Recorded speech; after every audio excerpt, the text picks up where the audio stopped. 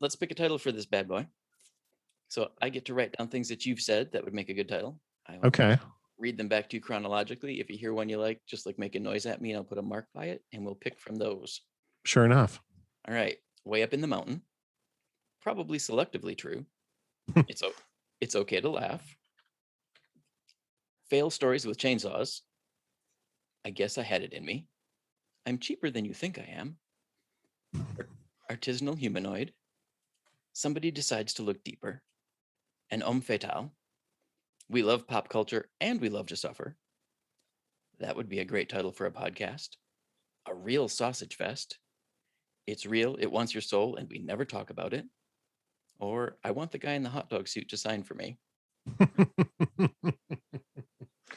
I think that probably selectively true is probably my favorite of those.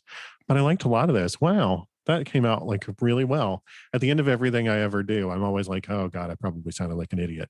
But several of those were really funny. So yeah, hey. Yes, they were. And they were highly entertaining. All of them were insightful. So, all right, let me quickly record the title. Welcome to Season 6, Episode 26, Probably Selectively True.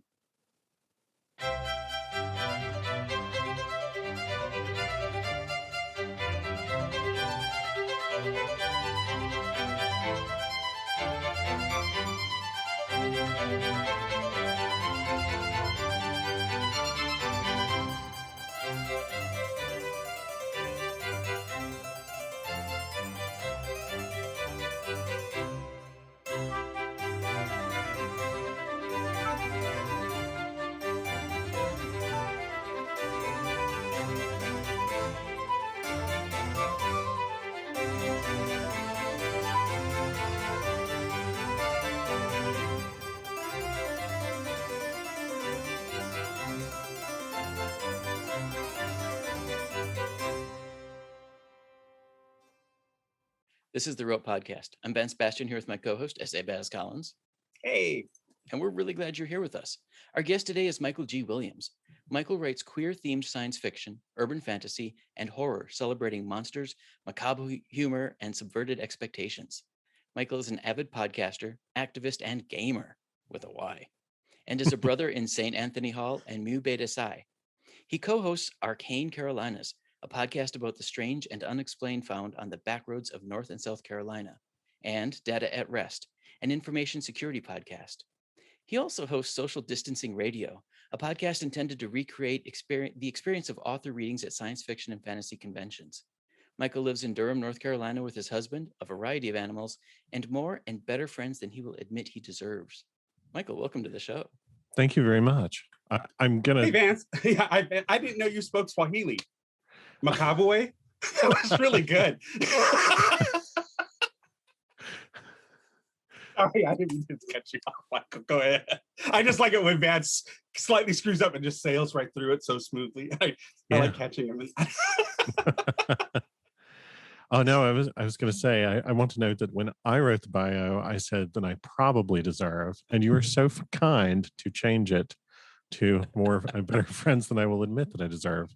I don't know whether I deserve them is an open question. Well, okay, but for me to say probably would have sounded really arrogant. You make an excellent point. You do make an excellent point. I've never thought about that, but yeah, you do. The condescending nature of a bio. Mm-hmm. So that's an eclectic background. I do have to ask how you found your passion as a writer, but then I kind of want to ask where you found your passion as a podcaster. Well, I do love hearing myself talk, and writing and podcasting have the advantage of letting me do both, you know. Right. So nice. As a writer, I grew up way up the mountain in the Appalachians of Western North Carolina. And oh, yay. And nice. I grew up in a big family of storytellers and grew up like hearing people tell stories, and some of them were probably selectively true, I'll say.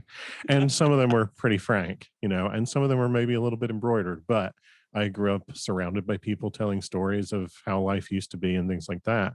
And that really made me want to tell stories. Storytelling is a huge part of a lot of parts of America, but in Appalachia, it's like especially a part of the culture. Oh, yeah. And I don't, I didn't love growing up there, but now that I don't live there, it is safe for me to be fascinated by it. So like that gets to be part of it that I can celebrate now. Um, and in terms of podcasting, I here's the really honest answer. Gosh, I Ooh, don't we're know. lifting the rock. Yeah.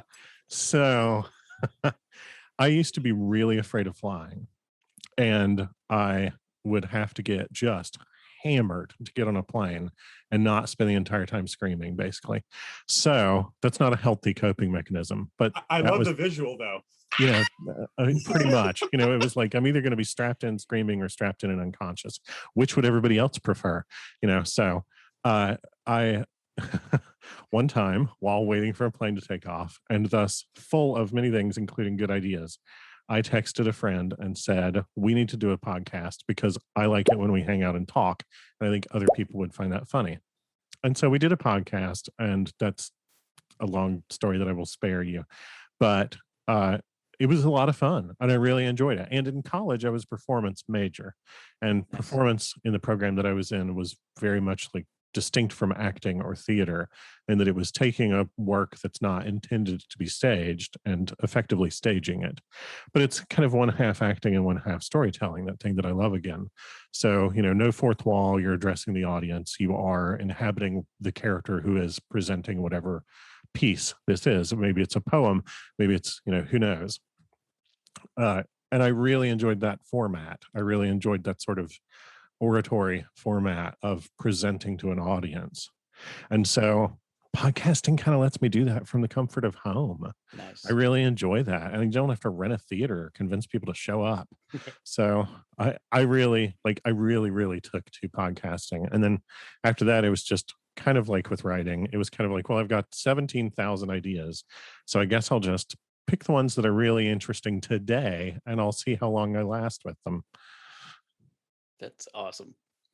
All right. So let's give folks an overview of your series so that we can use examples from them as we go into the deep dive into the genres and its relation to queer characters and experience. Sure.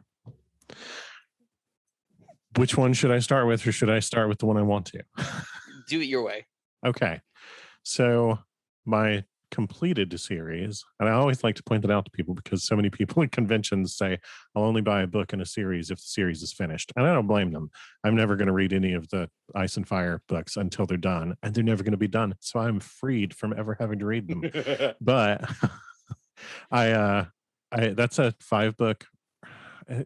It's kind of, so my publisher calls it horror comedy. I think it's horror that remembers that horror is often itself ridiculous, and that it's okay to laugh as your reaction to something horrible happening. That probably says something about me as a person, but I love whatever. just seeing people F up. So, that's where my humor comes from. We all laugh at different things. It's like the fail videos, but it's just or the fail stories, but it's just really long. Yeah. See, my books are sort of fail stories, except with chainsaws. I don't know. As it's fun to happen. No, the Withrow Chronicles is the name of that series, and they're about a guy who is the vampire lord of North Carolina, and he lives in the suburbs of North Raleigh, which is a very it's like the state capital, and it's a city, but it's really spread out, and it's basically an enormous suburb with a downtown. And there's a really fascinating stuff to do in Raleigh, but at the same time, it can also be sort of a very generic place out in the suburbs.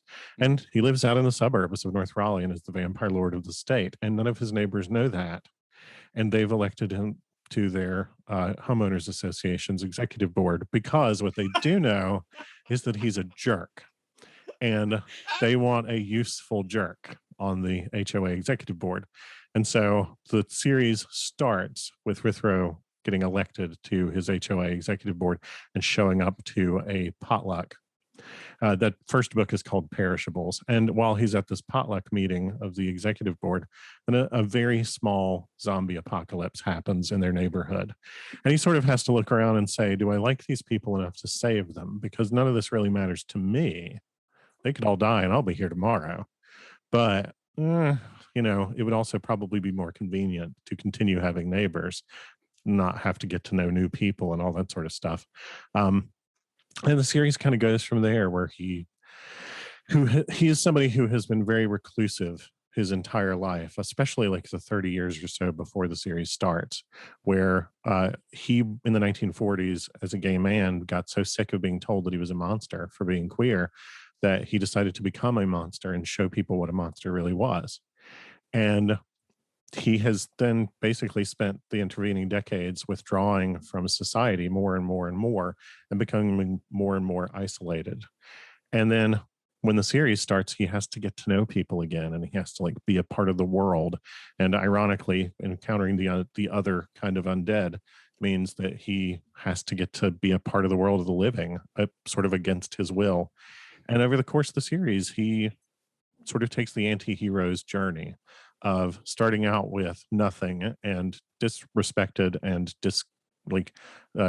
ignored by the people around him, at best disreputable, and developing friendships and developing relationships and learning to be a part of the world again and to be a part of the world of the living, and deciding that maybe it's worth being a part of life and having a life that's a part of the world again, for the first time in probably 50, 60 years. So in that way, it was an opportunity for me to like talk about queerness and aging, which is something that's really important to me. I feel like a lot of queer people go through an experience as the age of becoming more and more isolated from their community. And I also think that it was an interesting way to just sort of explore anti-heroes in general, which are my favorite kinds of character. I liked to be able to explore that notion of somebody who has more connections in the world than they think they do. So that's that series. That's a 5-book vampire series. And I have to tell you, okay, I have to tell you that I'm sure that when you started the whole thing, when all the little gay Twinkie boys heard that it was a vampire Lord of Raleigh, they were all, is he on Grindr? Yeah. You know, because little twink boys love their vampire lords. Yeah. Yeah, he's fun. He didn't anticipate when he was turning into a vampire in the 40s that, 80 years later, bears would be a thing and there would be people who would be especially into him. So he doesn't really know what to do with that. When I wrote that series, I was very concerned that it would be miscategorized as romance, not because I have anything against romance, but because I'm bad at writing it. And like I didn't want to get well, that could be a horror story in and of itself. Right. I didn't want to like go that direction and then really disappoint readers. So I just like sort of left the question of his love life, if he has one, off the playing field. Okay. And then eventually got an email from somebody and said, I really appreciate that you wrote a series about an ace character. And I was like, oh my God, accidental representation. Okay. If that's what you see in it, then I'm delighted that that's meaningful to you. It was completely unintentional, but win-win. Yeah. So that's that series. Then I have a series called Servant Sovereign that is a series of novellas that are historical, time travel, urban fantasy books set in San Francisco, which is kind of my second home. I've spent a lot of time in San Francisco. Nice. And, I I haven't lived there long enough to have a mailing address there ever, but I have definitely spent time in San Francisco thinking, wow, this is home. It's the first place I ever lived. It's the first place I never lived, but felt homesick for. So, and that's an opportunity to get to play with a lot of fun San Francisco history. And it's about queer witches who live in the Tenderloin. And, that's the last working class neighborhood in San Francisco. It's the last place you can afford to live and to not be a tech bro, basically. And that might not be true anymore. Yeah, and that's rapidly changing. That is constantly endangered. I just moved from there, so yeah, trust me, I know how bad it is. And these two queer witches figure out that there's a demon running a real estate scam, basically, and they decide that the solution is to summon the greatest hero from San Francisco history that they can think of, Emperor Norton. Oh, Norton. Okay. Yeah.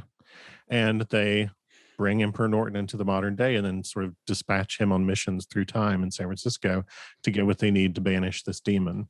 And that's a lot of fun. That's a really fun series. I get to do different settings and different time periods and different people from San Francisco history, and just really, really play with that. And a lot of people who are well known in San Francisco history, we don't really know the end of their story because they basically disappeared. And so that really opens things up for me to play with whatever happened at the end. And so I really enjoy writing that. That's a lot of fun.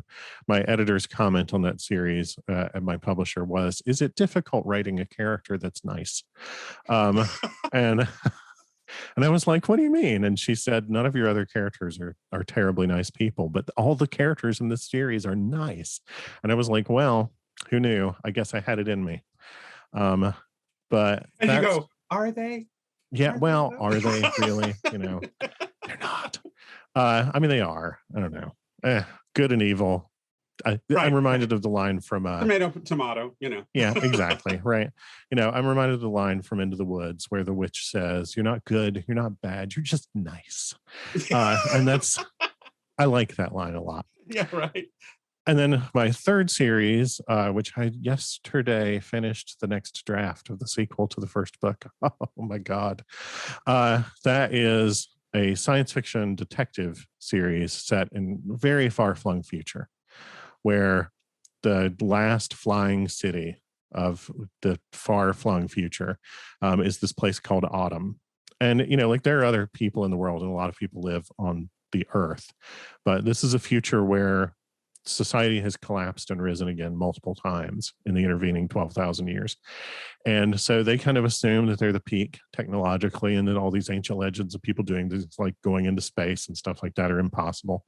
But in one of the intervening periods, somebody built flying cities. And the main character, this guy named Valerius Bacum, he lives in the last of the flying cities. All the others have crashed or something has happened to them at some point. And it's this like really beautiful place that nobody understands how it works.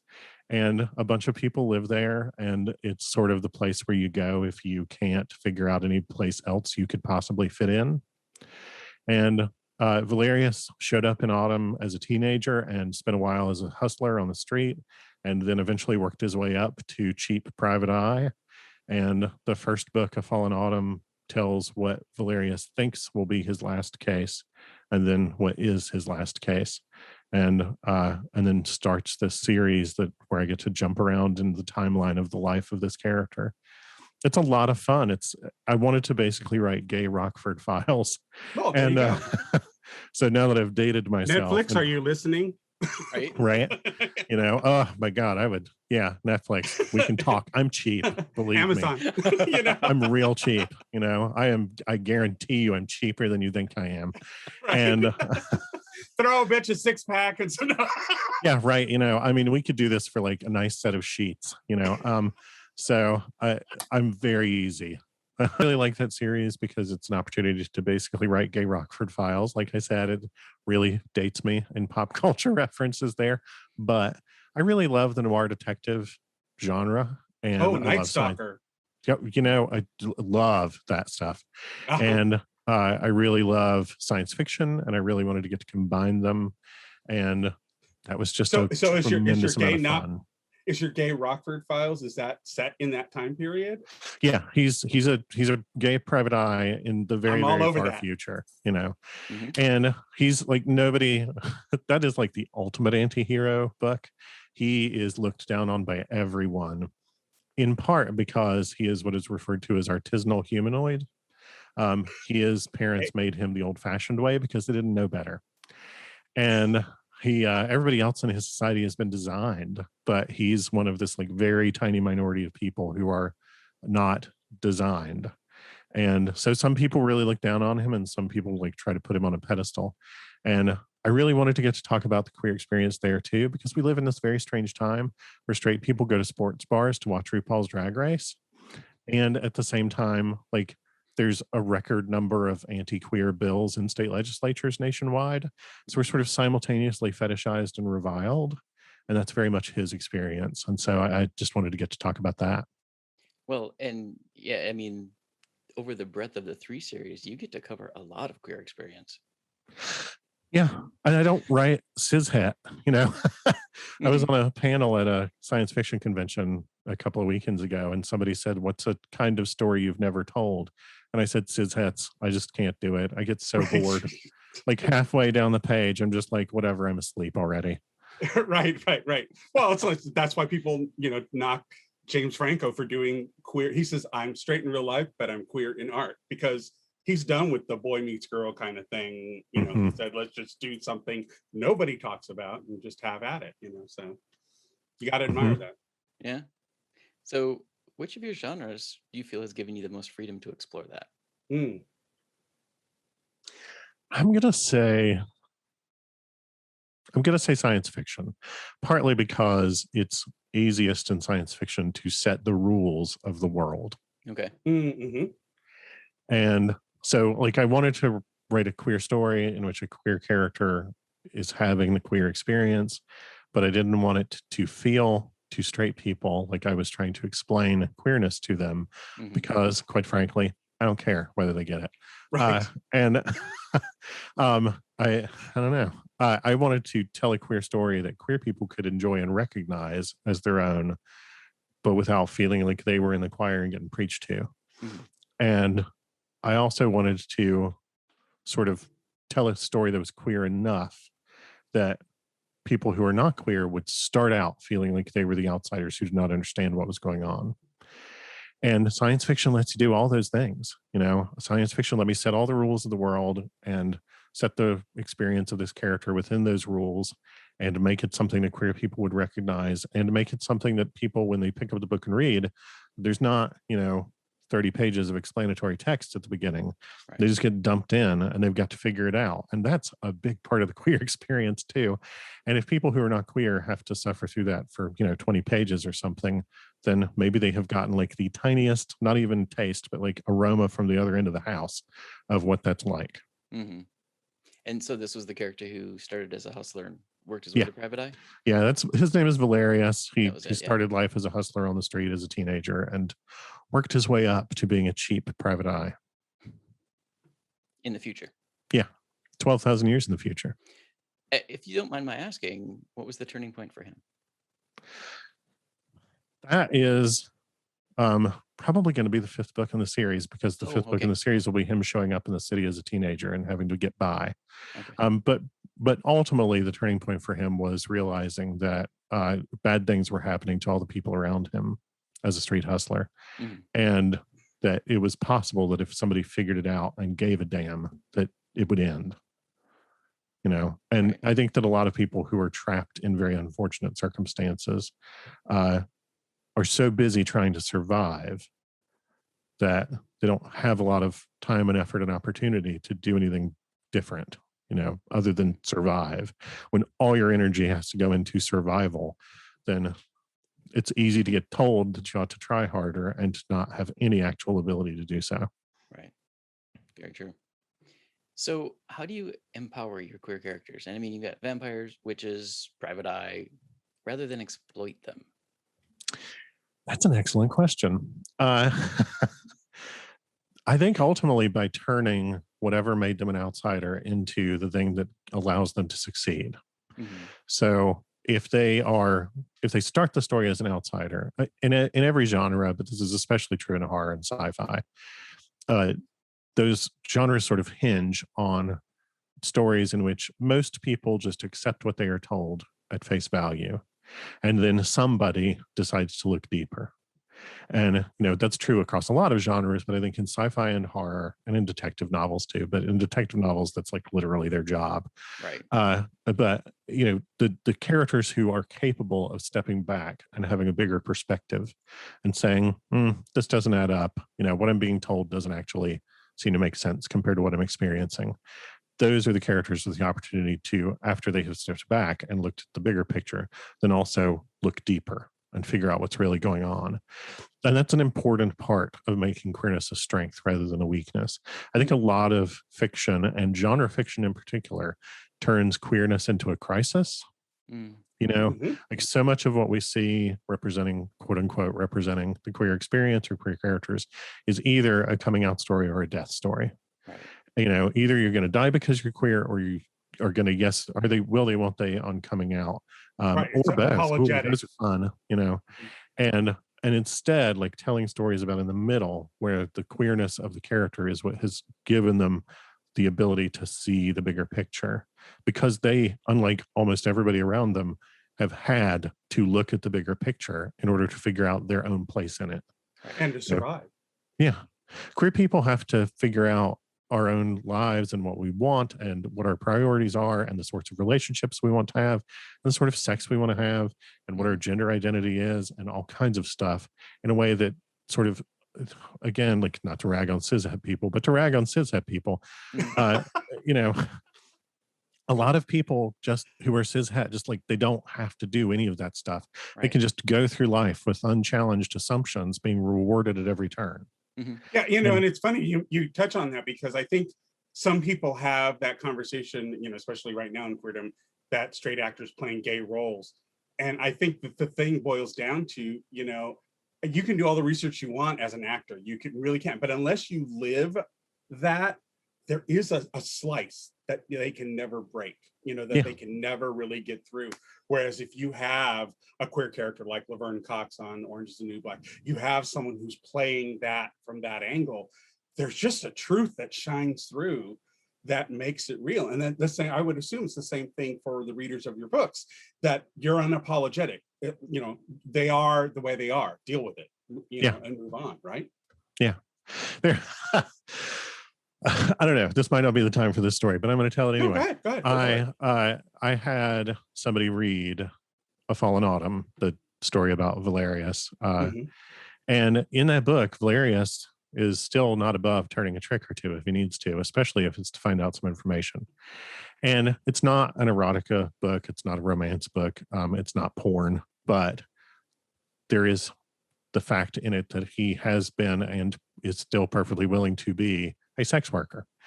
And somebody read the book, they posted a review on Amazon where they commented that they liked it, but they were really disturbed by the fact that there was so much sex work in it, so much prostitution, as they said. And I was like, okay, that's, some people just are always going to be bothered by that, and I very much understand, because that can be, you never know what somebody's experiences have been, and that's totally okay. And then they copied and pasted that onto a different site where people review books. And I was like, that's cool, whatever. They are sharing their opinion. And then they emailed me to tell me that. And I was like, okay, well, thank you for your interest. And I'm glad that you engaged with it enough to want to give me feedback. And then they attended an online book club where I was the guest, because they were reading A Fallen Autumn that month, and waited until the very end of the meeting. And then IM'd me in Zoom the copy and paste so that they could be really sure that I knew how bothered they were about that aspect of Valerius's life.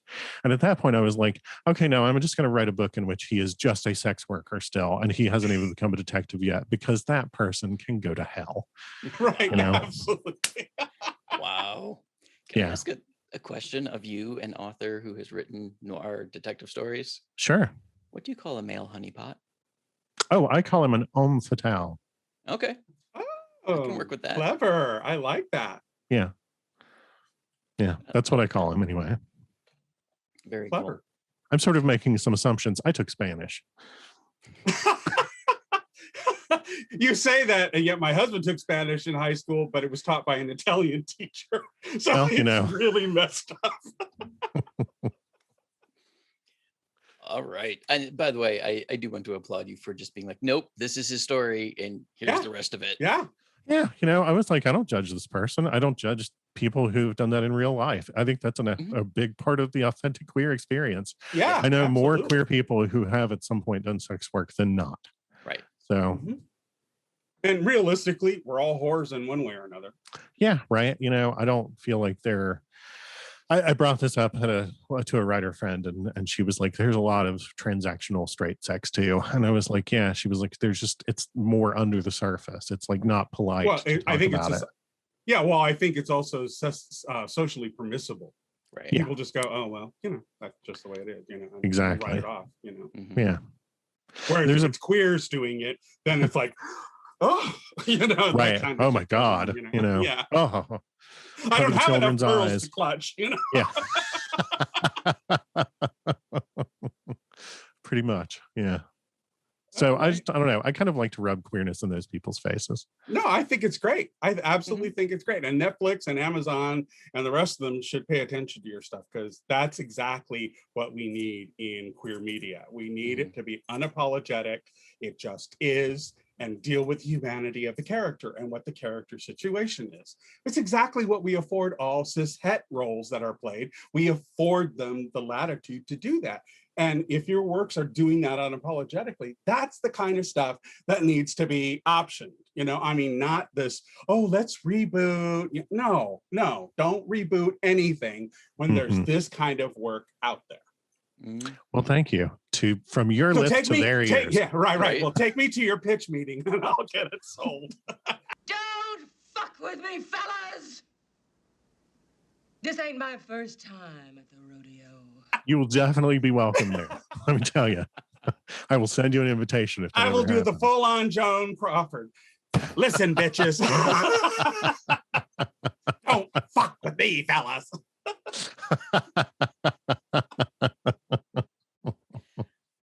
Yes. I would do it for free just for the thrill of it. Right? Why not? My God. Oh, they're gonna go, okay, how do we blacklist this bitch? There is some joy in that, though. Yeah. Oh yeah. I would totally go for it. And there used to be a publication that got put out every year in a nearby town here in North Carolina that featured queer voices and essays and things like that. And I had an essay in it one time in which I described myself as an act up kid who grew up in an HRC town, and that's kind of me, Yep. I liked Pride better when it was in March. Right? Oh Yeah. my God. Yeah, the commercialization can go away. Yes. Bye-bye now. Because I mean, I don't think our position politically has changed much from when we used to do it. Yes, we have some certain rights, but they're still under threat. Yep. It's like kids, children, gather around.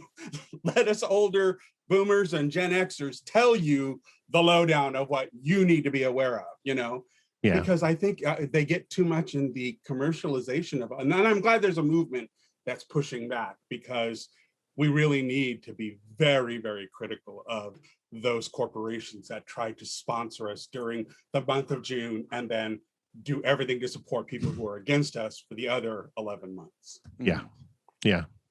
I look forward to the day when I'm one day, confronted with somebody who bought the rainbow colored baseball bat so that they could go out and bash the queers. Yeah.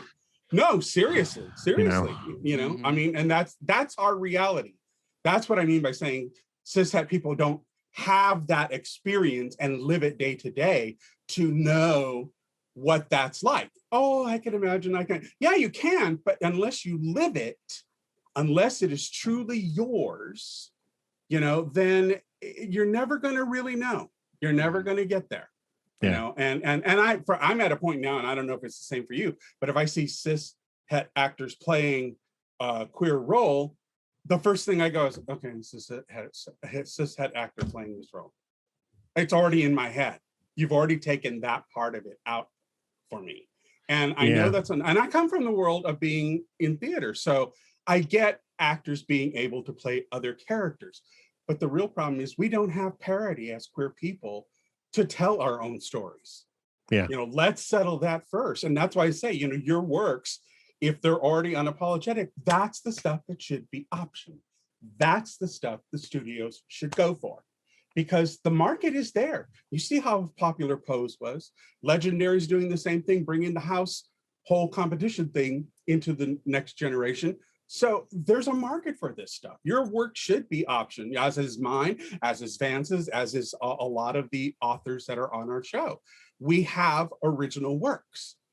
That's where people should be digging, not in the, and I almost have a problem with the queer celebrities, and I don't know how you feel about that put out a book and it's immediately an instant bestseller.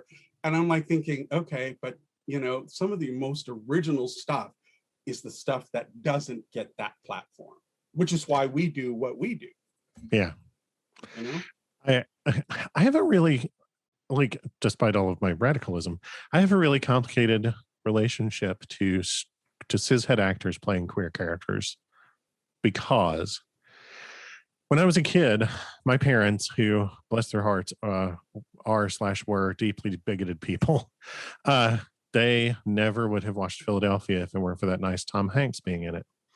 And at the same time, that was made in a time when there was no way a queer actor was going to get to tell that story. Right. So he kind of gets a pass. These days, there's sort of no excuse. If you're making something, you can hire a queer actor to play a queer character, and there's not really going to be any penalty to that. And in fact, there will be only rewards. You know, and I think that also Billy Porter said it best when he had a roundtable with other straight cis actors, and he just called him out on the carpet, said, "There is nothing brave in playing us. Nothing." Yeah. Right. You know, for a long time, I think we were just Oscar fodder for straight people. Yeah. You know, but I think that these days, everybody has had long enough to figure out that, like, the people who are going to boycott it and have their fake million moms groups on Facebook and whatever to complain about stories that have queer content in them, they're going to complain no matter what. It doesn't matter who plays the character. You're not going to, you could dig up Jerry Falwell and cast him as this character, and they're still going to be angry that a queer story got told. Right. It's never going to matter to them who plays it. Right. It's going to matter that a queer story was seen. And so you might as well hire queer actors to do it, so that the people who are being depicted in the story are going to feel like they were respected in the process of making it. Mm-hmm. Yeah. I'm going to turn the tables a bit and ask if any of your joy of writing queer experience has made it into your podcasts. Oh, totally. Totally. So with there's a podcast that I can't talk about because we made it using pseudonyms, and my co-host has never been comfortable revealing that we were the co-hosts of it. So I can't talk about that. But that was a very queer podcast explicitly. Another podcast, when I say explicitly, I mean explicitly. But another podcast that I did that was with queer friends, we did, because we love pop culture and we love to suffer, we did a podcast called Let's Watch Cop Rock. Are you familiar with the TV show Cop Rock? No. In the fall of 1991, ABC ran 11 episodes of a police procedural musical called Cop Rock. All depends on who you're talking to. Don't you worry about a thing, 'cause you know I got the goods for you. Yeah. Oh my God. And it was not good, but it also wasn't terrible. It was very interesting. It varied wildly, even within the same episode, as to whether what you were watching was a good cop show or a bad cop show, or a good musical or a bad musical. Right. All the gays are sitting there watching, going, yeah, and so the three of us would watch an episode and then crack open a bottle of wine and like record ourselves talking about it for like an hour and a half, and just really fun, funny, and also I think sometimes we were pretty insightful commentary on, like, sort of, is it okay to enjoy stuff that is about cops, and things like that, and like the complicated relationship between entertainment about policing and whether that entertainment is basically propaganda. It is. And things like that. Like, there's a lot of really complicated stuff to talk about with something that is on its surface so silly. And then there's also actually really interesting storylines that are fighting to get out in that show and are being smothered on their way to the surface. And so, like, we get to talk about the fun of the creation of a weird, complicated idea. And it's about musicals. So, of course, it's got to be a little bit queer. Right. And so the gays come to watch it. Right. So we had a ton of fun doing that. We did 11 episodes of Let's Watch Cop Rock to talk about what's the name of episodes. that one? I definitely have to catch that. What's the name of it? Let's Watch Cop Rock is the name of the show. And it's 11 episodes long because there are 11 episodes of Cop Rock. And there you go. Then you're done. Cop Rock is a low commitment binge. That's what I'll say. And it ends so spectacularly. It has one of the best finales of any TV show ever made. It's really weird. Yeah, so it is. It's so beautiful. Yeah. But then also in Data at Rest. So Data at Rest we make for our job. Like, my day job is computer security. And we were at work one day, just like, this was in the before times when we all worked in the same office. And we we were sitting there talking after a staff meeting or something, and the term data at rest, which is a term in information security, it Right. means like data, written to a disk that's like sitting on a thumb drive. If you're holding a thumb drive full of information, that is data at rest. Okay. And then if you're transmitting that to somebody, that is data in motion.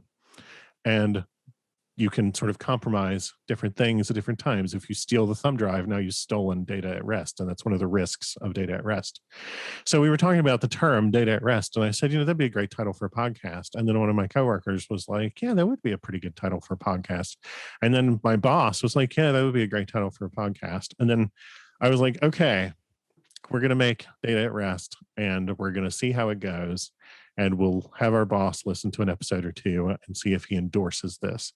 And now that's a part of my day job, is to make data at rest. And it's really fun. And every now and then my co-host Charlie and I look at each other and go, well, over Zoom, and go, we get paid to do this? This is completely bonkers. So, but in that, then I get to do a little representation of the queer experience, because I tend to bring a very different perspective on things, considering the world, from Charlie's, just because we have very different experiences. Mm-hmm. And then Charlie and I had so much fun making data at rest. And then the pandemic started. We said, well, let's start another show that we do just for fun, because it'd just be nice to have something that we make that's something that we can look forward to. We can't hang out at work. So let's do this as a way to hang out virtually. And so we started Arcane Carolinas. In Arcane Carolinas, I get to do a lot of queer representation in that, because it's about legends and lore and folklore and the unexplained and stuff like that. And, the weird stuff that you find on the backroads in the South, and Bigfoot reports from Western North Carolina, and the lizard man of South Carolina, and UFOs over Myrtle Beach, and stuff like that. And old legends, the Brown Mountain Lights, weird phenomena. Mothman. North Carolina has something that some people say is the Mothman of North Carolina, and that kind of stuff. And we get to do some talking about, like, basically, what do people believe? How do people see the world? Like, how do people's expectations about what is possible in the world get set? And we have very different experiences there too, partly because Charlie is a cishet and I am not. Mm-hmm. And so it's never an explicitly queer podcast, but there are times when we talk about the ways that we have different perspectives and experiences. And then in social distancing radio, I definitely get to do some queer representation there, because that's mostly, like, of the 100 episodes that are out, that's, I would guess, 90 of them are just me reading from my own work, or reading from public domain works that I think are fun. And then, like, the remaining 10 or so are other writer friends of mine who wanted to come on and sort of get to do a reading as though we were all at a science fiction convention together again.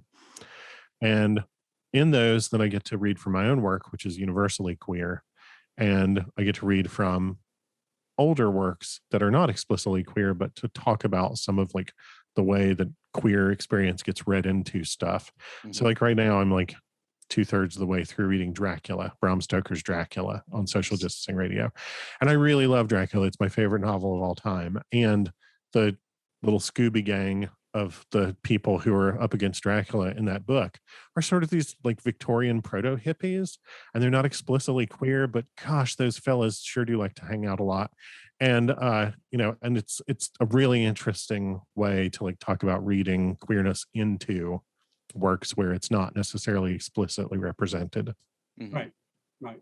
You get that same feeling from, like, Lord of the Rings. If you're a queer person reading Lord of the Rings, that whole fellowship, you're like, yeah, right. Yeah. I had never read any of those books until the movies came out, and I watched the first movie and then said, okay, I want to read the rest of the books before I watch the rest of the movies. Mm-hmm. So, like, powered through those.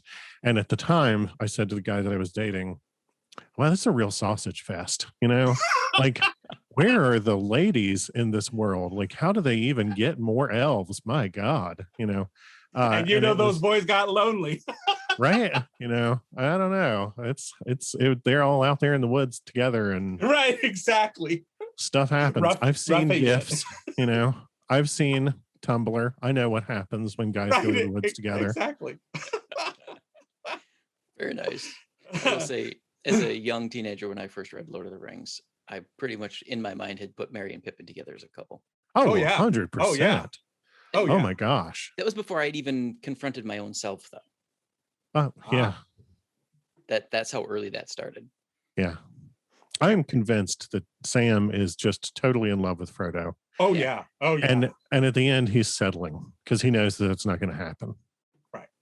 Right. Mhm. No, I totally get it. You can't go through that much together in life and not, it's the Thelma and Louise thing. It's the same thing. You can't go through that much together in life that intensely and not have that kind of bond. And even Tolkien even said, it's about the bonding that happens with males in a predicament. It's just that was his whole purpose of writing. It was an analogy to World War I and what was happening there. And so he wanted to show how close and how deep that brotherhood goes, Yeah. So it's very queer, just even from the get-go. Yeah. So what should people watch for you next? And where's the best places to find these next events? So probably the best place to find things is michaelgwilliamsbooks.com, or to find me on Twitter. On Twitter, I am at McManlyPants. I love that. And thank you. And you can also find me on Facebook as Michael G. Williams author. And but michaelgwilliamsbooks.com has everything, and I post about all that stuff there. And I also periodically post a thing called San Francisco Sunday, where I pick some part of San Francisco that is represented, or its history that is represented in one of the books in that series set there, and talk about that, like really do a deep dive into the history of that location and why that's fascinating to me. So I've talked about things like Corona Heights Park, which used to be a brick factory called the Fist. And I've talked about Coit Tower and the woman for whom it's named, and like the way that she was probably somebody that we would consider trans now, except they didn't really have that concept then, and her really fascinating life where she dressed as a man so that she could gamble, things like that. She was a really fascinating person. San Francisco is just chock full of delightful historical, the black sheeps of every family. Oh, and I love it. I just love it so much. Autumn, the series with Valerius, the private eye, Autumn is sort of 1/2 DC and 1/2 San Francisco in terms of locations that I've borrowed. And it's, I love San Francisco. So what's next is that next I will finish revising the sequel to A Fallen Autumn called New Life in Autumn.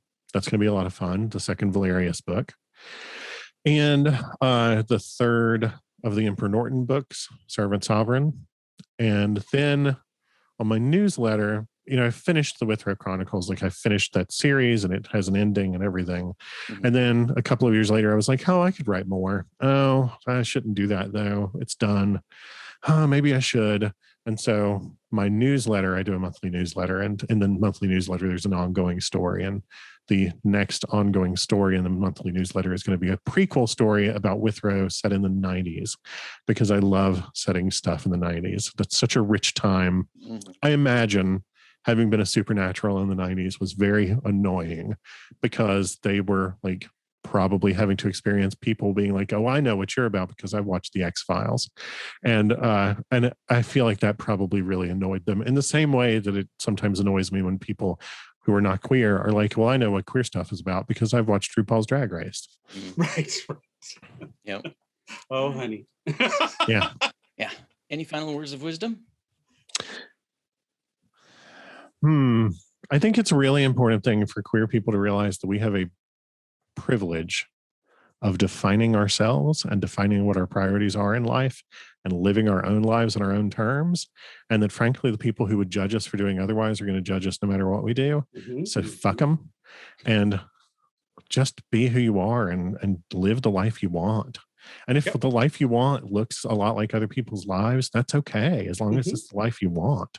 Right. That's literally the only thing that matters. Nice. I like that. All right, folks, this was Written on the Edge. The Rote Podcast is produced by Rogue Ravens Media. For our disclaimers, links to social media, our listen stations, or to sign up as a guest, visit www.rotepodcast.com. We'd like to extend a huge thank you to Michael G. Williams for joining us. Michael, thank you so much. Thank you so much for having me. Our pleasure. Now, whether you're a fan of sci-fi, horror, urban fantasy, or podcasts, go to michaelgwilliamsbooks.com and pick your favorite. And we'll talk to you soon. Bye-bye.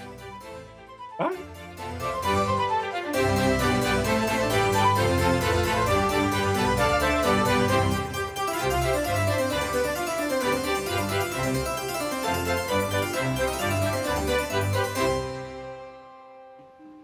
Oh, what's that? Closing time. The bums rush in melody, dear.